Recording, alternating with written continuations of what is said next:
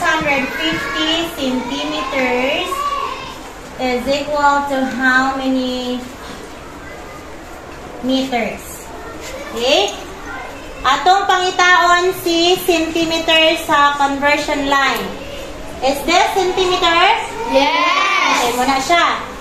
Asa man ta mo change niya into meters na dili. So asa man na to makita? Where can we find meters from centimeter? To the left or to the right? To the left. Okay, nasa left. 1, 2. There are 2 spaces, right? Yes. Therefore, kay tumana ka space, imong decimal point iirog po do ka kaduha gikan sa to paingon sa wala. Asa man ang decimal point ani dapit? Ha? Nasa loyo sa 0. So therefore, kapila ka na nato ibalhin? 1, 2. 1, 1, 2. So may mo na siyang 6.50 meters.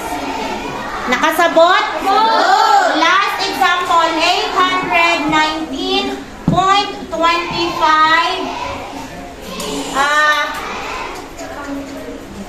hectometer is to how many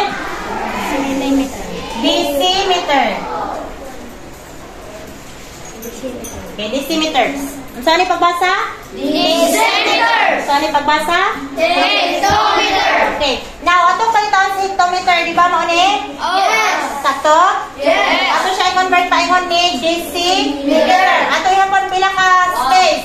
1, 2, 3. So, there are 3 steps. Okay. Therefore, imuhang decimal point, imo po nimo 3 steps. Asa man kani paingon? Sa wala sa tuo?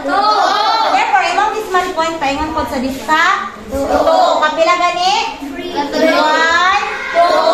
3. Wala na may tawon sa idungag? 0. So, may mo na siya? 0.918. Ang decimal na ana, sira. So, imo na kutang ano? Sama. Nasabtan?